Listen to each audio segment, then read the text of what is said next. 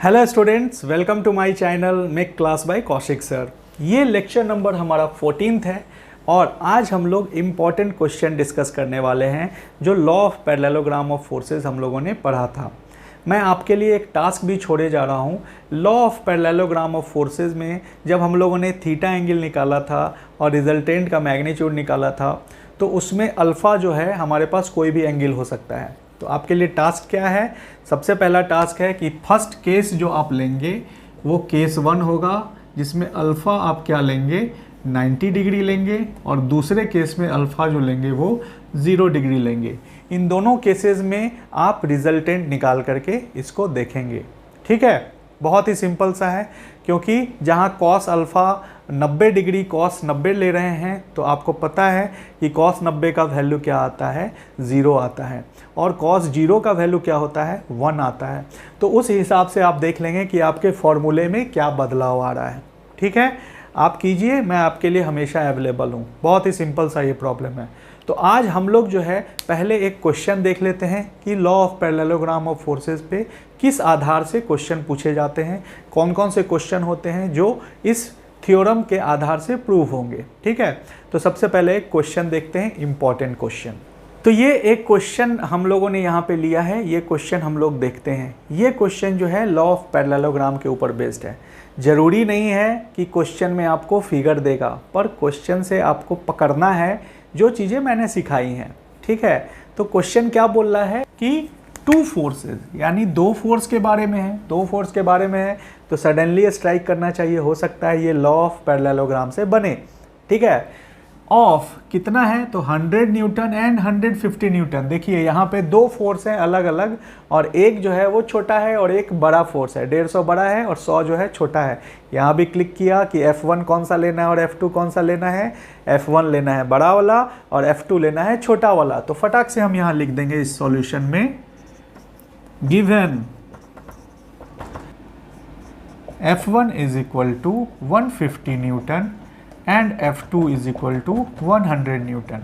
जैसे ही आप इसको लिख देंगे तो आपको 1-2 नंबर तो मिल ही जाएगा। ठीक है, अब हम लोग आगे बात करते हैं। आगे क्या बोलता है, are acting simultaneously at a point. अब तो पूरा सिद्ध हो गया भाई कि अब ये एक हमारा एक पॉइंट पे एक्ट कर रहा है। तो फटाफट इसको बना दो यहाँ पे डायग्राम। एक छोटा फोर्स और एक बड़ा फोर्स। छोटा फोर्स जो है वो है हमारा 100 न्यूटन का, और बड़ा फोर्स जो है वो हमारा 150 न्यूटन का। ठीक है, जैसे ही हमने बना दिया तो हमको ध्यान में आ गया, अरे पैरेललोग्राम है, चलो इसको पैरेललोग्राम खींच देते हैं। तो ये हो गया आपका पैरेललोग्राम। ठीक है, ये हो गया आपका A, B, C and D। मैंने पॉइंट्स के नाम दे दिए। ठीक है, अब क्या बोल रहा है, what is the resultant of these two forces if the angle between them is 45 degree. यानी कि इन दोनों के बीच का एंगल क्या है तो 45 डिग्री। और जैसा कि थ्योरम में हमने देखा था, दो फोर्सेस के बीच का एंगल क्या बोलते हैं, उसको अल्फा बोलते हैं। सो यहाँ पे आ जाएगा अल्फा बराबर कितना है तो 45 डिग्री। ये हमारा F1 है और ये हमारा क्या है F2 है। देखिए बहुत सिंप्लीफाई हो गया, बहुत सिंपल सा ये क्वेश्चन हो गया है। इसमें आपको क्या निकालना है, so what is the resultant of these two forces if the angle between them is 45 degree. अब आपको इन दोनों फोर्सेज का रिजल्टेंट निकालना है। तो रिजल्टेंट कहाँ पे लाई करेगा, इन दोनों के इंटरसेक्शन से एक लाइन खींच दीजिए, इसको हम लोग डायगोनल बोलते हैं, और ये हो गया हमारा रिजल्टेंट, और इसका जो एंगल होगा वो होगा थीटा। देखिए तो हम लोग यहाँ फॉर्मूला लगाते हैं। अब हमारे पास अल्फा भी है, कितना है तो 45 डिग्री। तो रिजल्टेंट का जो फॉर्मूला है वो क्या बोलता है, resultant is equal to root under F1 square plus F2 square plus 2F1 F2 cos alpha. ठीक है, 2F1 F2 कॉस अल्फा। अब जहाँ जहाँ F1 F2 और अल्फा है वहाँ पे इन वैल्यूज़ को पुट कर देते हैं। सो F1 स्क्वायर, F1 कितना है 150 है तो 150 का स्क्वायर, F2 कितना है तो 100 है, 100 का square, plus 2 times 150 F1 into 100 F2 cos alpha. So what is cos alpha, cos 45 degree. अब देखिए यदि आप इन सारे वैल्यूज़ को एक साथ कैलकुलेटर में डालेंगे तो आपके पास एक वैल्यू आ जाएगा। ठीक है, बहुत ही सिंपल सा है, आराम से आप वैल्यू निकाल सकते हैं। पर यदि आपके पास कैलकुलेटर की असुविधा है तो आप इसको और भी आसानी से निकाल सकते हैं। ठीक है, स्क्वायर रूट करना तो सभी को अब आता है, पर ज़्यादा आप कोशिश करें कि कैलकुलेटर से कैलकुलेट करें, क्योंकि आपके पास पूरे एग्ज़ाम में कैलकुलेटर अलाउड रहता है सारे टेक्निकल कोर्सेज में। ठीक है, तो जब आप इसको ऐसे करेंगे तो आप इसमें cos 45 का एक वैल्यू आपको चाहिए होगा। जो cos 45 होता है उसका वैल्यू क्या होता है, 1/√2। 1/√2 का जो वैल्यू आप कैलकुलेटर पर देखेंगे वो होगा 0.707। ठीक है, तो 0.707 के साथ हम लोग इसको मल्टीप्लाई कर देंगे तो कुछ ऐसा आएगा। देखिए 150 का आप स्क्वायर करेंगे तो लगभग आ जाएगा 22,500, रूट अंडर 22,500। 100 का स्क्वायर करेंगे तो आ जाएगा 10,000। ठीक है, प्लस 150 इंटू 100 तो ये हो जाएगा 15,000, गुने 2 तो 30,000। 30,000 इंटू cos 45 कितना है, 0.707। अब इसको यदि आप कैलकुलेट करते हैं तो बहुत ही आसानी से कैलकुलेटर से कैलकुलेट हो जाएगा, आपके पहले ही स्टेप पे हो जाएगा। पर आप इसको बाद ऐसे भी जोड़ जाड़ के कर सकते हैं। कितना हो जाएगा, ये 32,500 हो जाएगा, और ये 30,000 इंटू 0.707। इसको आप जब सॉल्व करेंगे तो लगभग 21210, 21,210।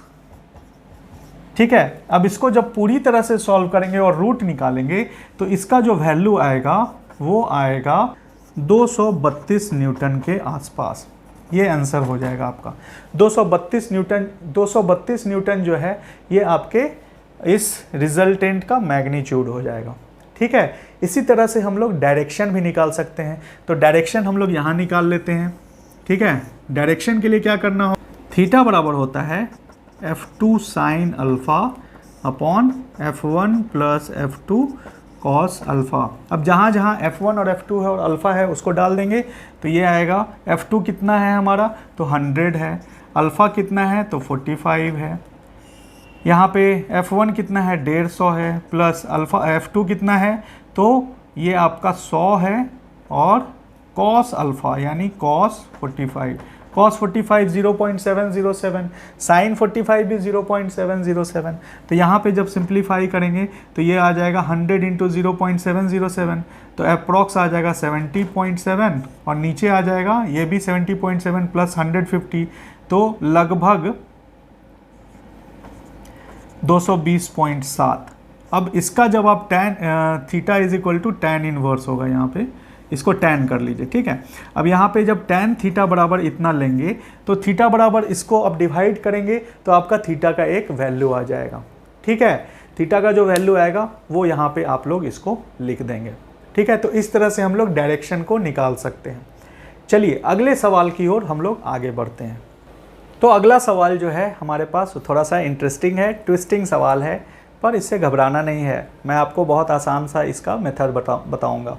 क्या बोलता है, find the resultant of the two forces. दो फोर्स हैं तो लॉ ऑफ पैरेललोग्राम लगेगा, ये सबसे पहले आपको ध्यान में आना चाहिए। 130 न्यूटन एंड 110 न्यूटन। सो हम लोग इसमें क्या कर सकते हैं, इसमें हम लोग जो बड़ा वाला फोर्स है, सॉल्यूशन जो लिखेंगे इसमें लिखेंगे गिवन बड़ा वाला फोर्स कितना है 130, तो वो हो जाएगा F1, यहाँ लिख देंगे 130 न्यूटन। छोटा वाला फोर्स कितना है 110, तो वो हो जाएगा F2 बराबर 110 न्यूटन। सिंपल सा है। तीसरा चीज़ हमको क्या चाहिए, अल्फ़ा एंगल चाहिए। सो अल्फ़ा एंगल के लिए इसने क्या बोला है, respectively acting at an angle, एक एंगल होज टेंजेंट इज 12/5। क्या बोल रहा है कि उस अल्फ़ा का जो टेंजेंट होगा वो होगा 12/5। अब यहाँ पे थोड़ा सा ट्विस्ट आ गया, बोल क्या रहा है कि टेंजेंट ऑफ अल्फ़ा इज 12/5। देखिए tan ऑफ अल्फ़ा बराबर दे रहा है 12/5, तो tan ऑफ अल्फ़ा जब 12/5 हो सकता है तो क्या cos अल्फ़ा नहीं निकाल सकते हैं, क्योंकि फॉर्मूला में हमारे क्या है, यहाँ पे मैं फॉर्मूला लिखता हूँ, रिजल्टेंट बराबर root under F1 square plus F2 square plus 2F1 F2 cos alpha. So ये कॉस अल्फा हमको चाहिए। जब कॉस अल्फा चाहिए तो टैन अल्फा से हम लोग निकाल सकते हैं। कैसे? टैन अल्फा बराबर टैन का कोई भी फॉर्मूला होगा तो उसका मतलब होता है परपेंडिकुलर बाई बेस, यानी कि एक ट्रायंगल है हमारे पास और ये हमारा अल्फा है, तो ये हमारा परपेंडिकुलर है, ये हमारा बेस है और ये हमारा हाइपोटेनस है। अगर इस ट्रायंगल के लिए हम लोगों को कॉस अल्फा चाहिए तो क्या लेंगे? Base upon hypotenuse. ठीक है, बेस अपॉन हाइपोटेनस। तो कॉस अल्फा क्या हो जाएगा? बेस हमको नहीं पता है, हाइपोटेनस हमको नहीं पता है। बेस हमको पता है, बेस अपॉन हाइपोटेनस होगा। तो बेस कितना है हमारा? तो बेस है हमारा 5, हाइपोटेनस हमको निकालना है। तो हमारे पास एक और फॉर्मूला है, h = √p² plus b²। Hypotenuse बराबर होता है √p² प्लस b²। आसानी से निकाल सकते हैं। परपेंडिकुलर हमारा कितना दिया हुआ है? तो 12 दिया हुआ है। बेस कितना दिया हुआ है? तो 5 दिया हुआ है। 12² प्लस 5², ये आ जाएगा लगभग 144 प्लस 25 बराबर √169, ये आ जाएगा 13, यानी हाइपोटेनस आ जाएगी 13। तो हम यहाँ हाइपोटेनस कितना ले सकते हैं? 13। अब कॉस अल्फा बराबर हमारा ऑलरेडी आ गया 5/13। इसको आसानी से हम लोग वहाँ पुट कर देंगे। अब देखिए इसको हम पुट करते हैं। रिजल्टेंट F1 कितना था? 130, यहाँ लिख देंगे 130 का होल स्क्वायर। F2 कितना था? 110 का होल स्क्वायर। 2 × 130 × 110 इंटू सीधे लिख देंगे 5/13। क्या लिख देंगे? 5/13। अब यहाँ देखिए 5/13 लिखा, 13 10 से कट जा रहा है। अब इसको करना और भी आसान हो जाएगा। देखिए √130 का स्क्वायर कितना हो जाएगा? 16900। 110 का स्क्वायर 12100 प्लस 2 × 10 20, 20 × 11 तो कितना हो जाएगा? 220। 20 × 11 कितना हो जाएगा? 220। एक शून्य है तो एक शून्य इंटू 5। सो जब इसको सॉल्व करेंगे तो ये आ जाएगा लगभग 40,000। और 40,000 का रूट कितना होगा भाई? तो 200 न्यूटन। देखिए कितना आसान सा है, 200 न्यूटन आ गया आपका रिजल्टेंट का वैल्यू। दूसरी चीज़, अब हमारे पास डायरेक्शन निकालना है। तो डायरेक्शन निकालने के लिए हम लोगों को क्या करना होगा? एक एंगल लेना होगा थीटा बराबर क्या होता है? अब उसको हम लोग दूसरे सेक्शन में देखते हैं। इसको मैं कुछ जगह बनाता हूँ। ये हमारा डायरेक्शन निकालने के लिए हमने यहाँ पे थोड़ा सा इसको सिंप्लीफाई कर दिया है। अब देखिए जैसा हम लोग देख रहे थे कि टैन अल्फा आपका दिया हुआ था 12/5, तो परपेंडिकुलर बेस दिया हुआ था, हाइपोटेनस हमने इस फॉर्मूला से निकाल लिया था।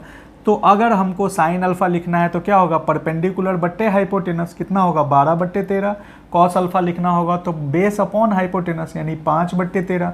अब इसको हम लोग डायरेक्ट इस फॉर्मूला में यूज़ कर सकते हैं। क्या बोल रहा है formula? Theta = tan inverse F2 sine alpha upon F1 plus F2 cos alpha. जहाँ जहाँ जो वैल्यू है उसको डाल दीजिए। मैं थोड़ा सा इधर शिफ्ट कर देता हूँ। tan inverse F2 sine alpha, F2 है आपका 110 साइन अल्फा है 12/13, डायरेक्ट लिख दो 12/13। नीचे आ जाओ F1 plus F2 cos alpha. F1 कितना है? 130। F2 कितना है? 110। अब यहाँ आ जाएगा कॉस अल्फा यानी 5/13। इसको यदि आप कुछ सिंप्लीफाई करते हैं तो कुछ वैल्यू आएगी जो डिग्री में होगी। ठीक है, आप इसको आसानी से कैलकुलेट कर सकते हैं। मैं बहुत जल्द कैलकुलेटर यूज़ करके आपको इसकी वैल्यूज़ निकालना सिखा दूंगा। ठीक है, बहुत आसान है, सिंपल से हम लोग कर सकते हैं, पर इसको आसानी से कैलकुलेट करेंगे और tan इनवर्स करके निकाल लेंगे तो आपका थीटा का वैल्यू आ जाएगा। इतनी आसानी से हम लोग जो है पैरेललोग्राम के सवालों को सॉल्व कर पाते हैं। ठीक है, चलिए तो अब हम लोग जो है आगे बढ़ेंगे, अगले लॉ की ओर आएंगे अपने अगले क्लास में। तब तक के लिए अपना ध्यान रखिए और क्वेश्चंस को बनाते रहिए। किसी भी अच्छे बुक से, RS कुर्मी की हो, RK बंसल की हो, जिसकी भी बुक आपके पास अवेलेबल है उससे आप इस क्वेश्चन को बना सकते हैं या फिर और भी सारे सवालों को हल कर सकते हैं ताकि आपका कॉन्सेप्ट और भी क्लियर हो। ठीक है, तो चलिए मिलते हैं हम लोग अगले क्लास में। तब तक के लिए धन्यवाद।